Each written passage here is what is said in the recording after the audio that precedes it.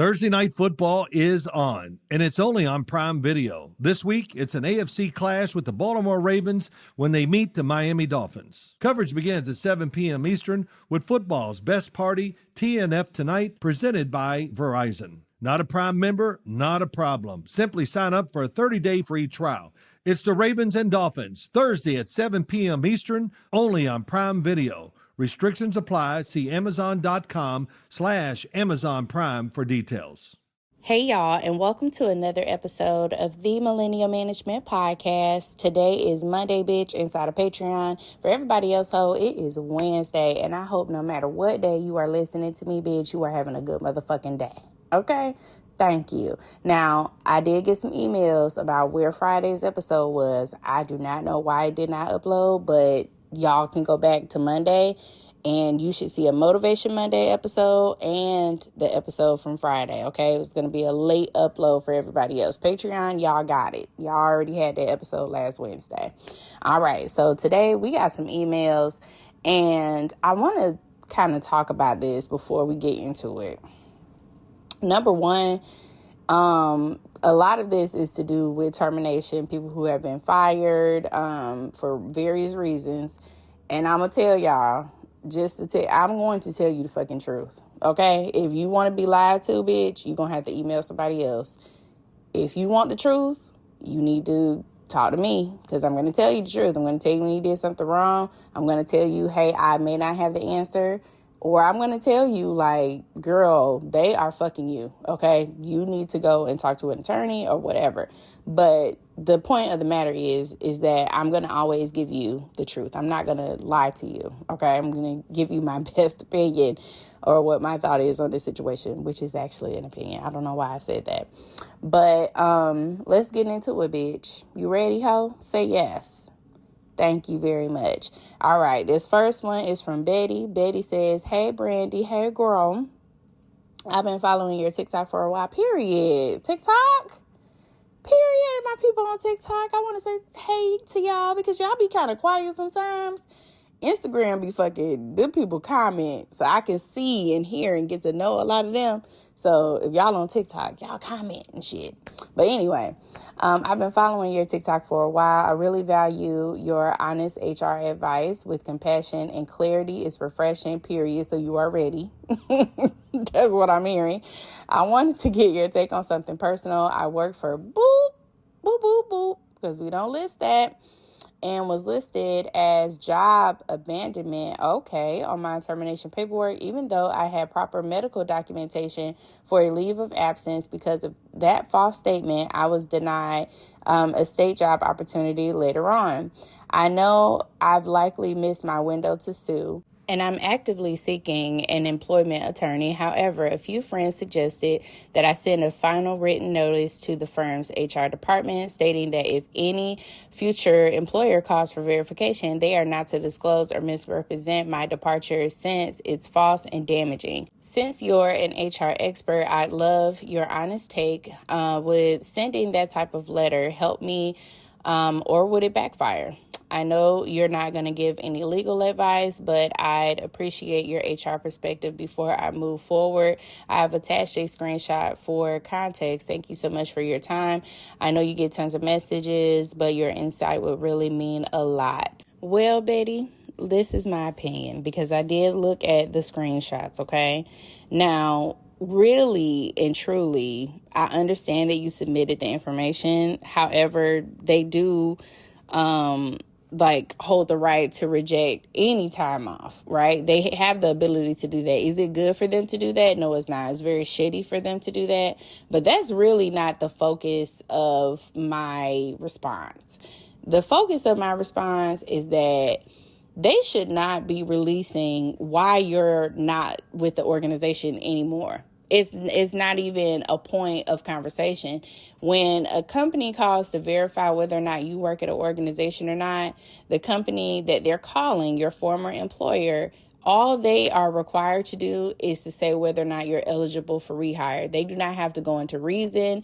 They really should not, because you don't ever want things to look, I should say, as if you're blocking someone from obtaining employment after they have left your organization, after, everything has happened. If you are holding them from keeping or getting a new job, you could be held liable for that. And I think that's the part where we need to focus our attention. It doesn't necessarily matter whether or not they approve the time off, because that's like bullshit at this point, right? It happened 3 years ago, whatever. What the problem is that whether you actually abandoned your job or whether they gave you the time off and it was approved and then they pulled it back, whatever, that is not the fucking problem. They should not be telling anybody why you left an organization at all. All they need to do is say, she's no longer employed here.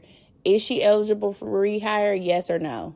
That's it. That's all they really should be doing. Anything outside of that is very fucking inappropriate. And I hope you get down to the bottom of this. So yes, you should contact an attorney. Yes, you should move forward with a lawsuit if possible. If you have documentation that this is hurting your reputation.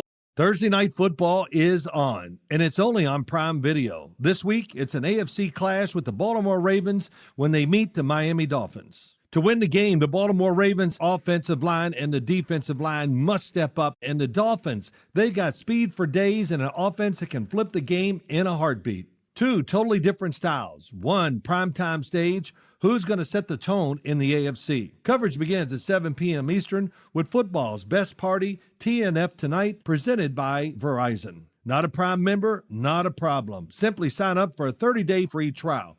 It's the Ravens and Dolphins, Thursday at 7 p.m. Eastern, only on Prime Video. Restrictions apply. See Amazon.com/Amazon Prime for details. As far as like you obtaining new employment, absolutely, bitch. Absolutely, bitch. So if I were you, if you're still looking for an attorney, I talk about work receipts, y'all. I love Sierra. I love the organization. I love work receipts, okay? It is WRK receipts. And you can go through that portal because they have an AI assistant where you can put your scenario in and they can connect you to an HR consultant, or you'll actually be speaking to an attorney where they can connect you to someone that's in your area, or maybe they're licensed to practice in your area. So if you're still looking for an attorney and you still need one, I would utilize work receipts in that way. But baby girl, you definitely got something on your side, because there's no reason why they should be announcing why you left the organization, especially if it's not within the same company. Like, it's different when you're looking to go to another department inside of the organization. That's something totally fucking different. But you're going outside of this organization. You've already left the job. You're no longer working there. And it's been 3 years, almost 4 years. So it seems like this could be a personal issue. I would definitely contact an attorney. All right, and on to our next email. This one says, "Hey, Brandy, I need your advice on how to handle this. I work for a hospital as a PRN employee. Yesterday, my supervisor said bye bitches to me and another black female coworker. She left yesterday for work trying to be funny. Mind you, I don't have that type of relationship with my supervisor, and neither does the other coworker. No one in our department likes her at all. She micromanages and is low-key a bully and gossips about other employees in our department. Very unprofessional supervisor. When she realized what she said shortly after in a joking manner, which it wasn't a joke to me, she said if we reported her to HR, she would deny it." What? What, girl? Oh my God. This is the second incident I've had with this supervisor. The first was earlier this year when I was told by one of my doctors I was high risk pregnancy and needed special accommodations. She told me we wouldn't make the accommodations because I was a PRN employee and told me to quit. I am being so serious. Turns out they could make the accommodations for me. I just had to fill out an ADA form or an ADA request. Anyway, what should I do? I am tired of this supervisor, and so is everyone else. So many people complain and report her for things and nothing ever happens. I don't want to lose my job reporting it. Is it even worth it if I want to work here anymore? To be honest, she deserves to be fired, but I don't think that they will. She has gotten away with so much stuff. For context, I've only been here less than a year, and I hit my year in December. Okay. Listen to me. All right. This type of structure that you're dealing with is fucking chaotic, bitch. Okay. Like, this lady has been able to maneuver through your hospital unchecked. Nobody has corrected her bad behavior. HR is clearly not concerned in making this a better working environment. So I do feel like maybe you need to seek assistance outside of the organization, finding you a new place of employment and moving on, because the structure is just not there to support a complaint. I understand that other people have been complaining about her and stuff like that, but I also think you need to be very careful about the conversations that you have at work. Okay, be very mindful that everybody need a job, and the minute that some shit come up and you're not necessarily ready, you're less than your year, you are a PRN, so you're not even there, like, really. So I wouldn't even engage in that type of shit. I'll be very careful about the conversations that I have with my colleagues about this woman, because clearly she has some footing. They're not going to let her go. They're not going to reprimand her. So it's best that you kind of recognize the situation for what it is and move on. I'm sure you can find another position in the hospitals right now. They are still fine. This Medicaid situation has not really affected them as much. Not saying that they're not, so don't email me, but I'm saying that healthcare is still a pretty safe environment to work in. So if I were you, I would look for something else. I know you said that you're looking to deliver too, because you're expecting. Listen, you're about to be off. You're going to have plenty of time to look for a job. I don't know if you're still pregnant right now, but if you are, I would just shut my mouth and do what I need to do so that I can work up until I need to not work anymore. And then while I'm out, find me another job and move the fuck on. Okay? Some shit just don't have to be addressed. You just kind of need to read what the situation is. They're not looking to do anything about it. They're not looking to correct her bad behavior. That tells you what type of structure you're in. So I would be very, very careful about how I communicate with my coworkers, because every conversation is not just a private conversation. And the minute that they want to save themselves, that's exactly what the fuck they're going to do. So be very careful about that. All right, our next email says, I work at a university that has recently cut 300 jobs, and I'm applying for a supervisor position that I am 100% sure I will get. Do I negotiate this offer or the salary offer if it's low? Betty, I would be careful how much I'm requesting though. Okay. Depending on what your salary is already, I would not take on a supervisory position without the pay being at least 20 grand. In addition to my salary. Okay. Like, more than my salary, that's the minimum for a supervisory role. So I don't know exactly what the pay is, but if it's not very much more than your job or than your pay that you're making right now, why are you applying? You finna get a whole lot of fucking work for not a whole lot that's in return. It's very hard to negotiate in university settings because they have a set budget. And right now, with budget cuts left and right, they're going to be looking to cut roles. So, I mean, the supervisory role could provide you a little bit of safety because maybe your position is going to be cut. But I would be very careful about countering their offer because they may or may not be able to meet that because of budget cuts. So I just wouldn't go very high. If it's about 15 to 20 grand above your salary, then take it, girl, just to provide yourself the experience and the safety. Sometimes you take jobs not necessarily for the money, but for the exposure and for the opportunity. And you just have to figure out what's more important to you. Right now, that kind of can give you a little safety net before they cut even more positions, they cut even more jobs. So figure out what's important to you and decide what's your number. Like, you didn't give us a number here, so we don't know necessarily, but I'm saying like 20 grand, that's where I want to see a change in my pay for a position where I have to be responsible for other people. And also, am I salaried? Okay, not hourly pay. I'm not trying to hit no mandatory 40 where I got to sit there and clock my hours and all that. No. Do I got to do all that? Do I have to account for everybody else? It needs to be worth the money. Okay? Okay. All right, in our last email of the day, it says, hey, I just needed to get this off my chest because yesterday was a lot. I got terminated from my job. I was completely blindsided. At first, I thought it was something sudden or about me, but to come to find out, they had been planning it for a long time. I got the packet in the mail yesterday. It was shipped out yesterday, even though it was post-dated for today. My final check was already processed too, and it covers me all the way up until the 26th. That means the decision was made well before they spoke with me. Then they just went through the motions, pretending like the conversation mattered when it was already done behind closed doors. They deactivated all my accounts immediately, cut my access off to everything, and I didn't give them or didn't even get a chance to say goodbye to my patients or coworkers I built connections with. It's like they used up my energy, then tossed me out like nothing. Y'all, real quick, this is exactly why I be telling y'all not to give y'all fucking job 110%, bitch, because your name is not on any of this fucking shit. It's not. So you done built this connection, you're emotionally involved, and now that they've tossed your ass out, you ain't got shit. You ain't got nothing, or at least that's how you feel. But let's continue. What really gets me is that I'm finding out other people got fired too. A girl named Blank. All right, Betty, keep it cute. And maybe more of the team. So it's clear that it wasn't about performance.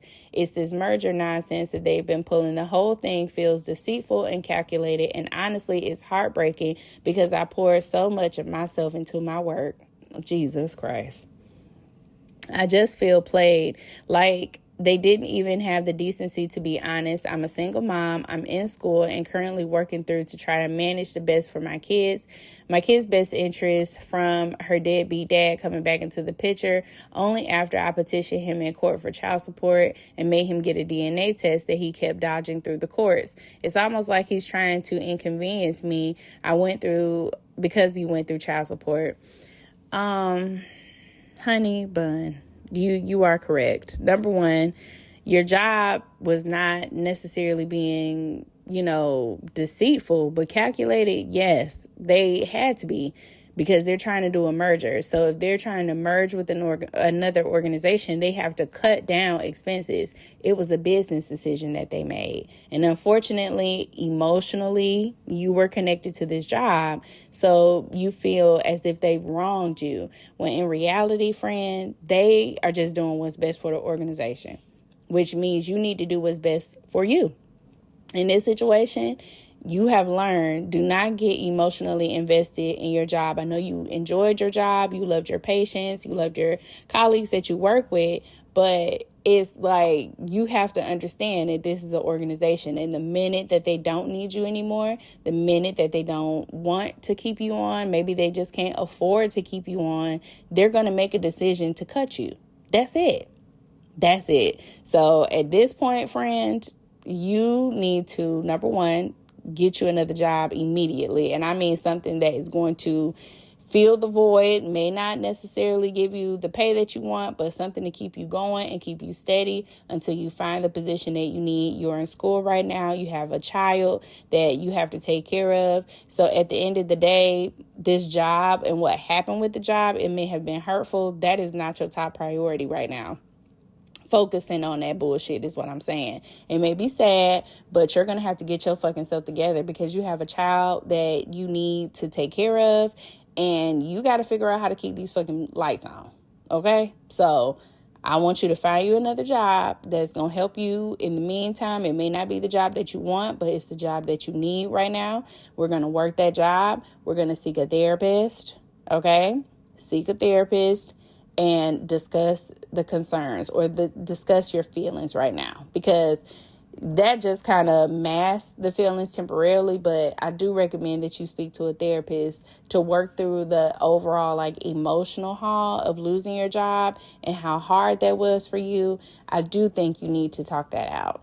Seriously, because it can be very, very hard and challenging to navigate that after you have been with the company for so long. So after you get that job that you need, I want you to focus on taking care of yourself mentally. But right now, you cannot take care of yourself mentally if you do not have the income. So that's why I'm telling you to do that step first, because it's going to provide you the peace of mind that you need. Okay? Okay. All right, y'all. I hope y'all have a good ass day. I'm about to go to my job. Everybody here that has lost their job, I hope y'all fucking rebound so fast. I hope that opportunity is literally knocking on your door this week. To everybody else who may be seeking employment, I hope the same thing for you, that things work out in your favor. I know it's very hard. I know, but you got to stay focused on what we need to do. Right now, we need to replace that income. Whether it's door dashing, which I kind of am against, like it's good for a side gig. It is not going to be good when you put your car through all of that stress. You need to go to Walmart. Unfortunately, I hate Target, but Target, like anywhere that's hiring during holiday time, that's where you need to be going to go look right now for positions to get you by, to keep you afloat. Okay. Y'all have a good ass day, and I'll talk to y'all later. Bye.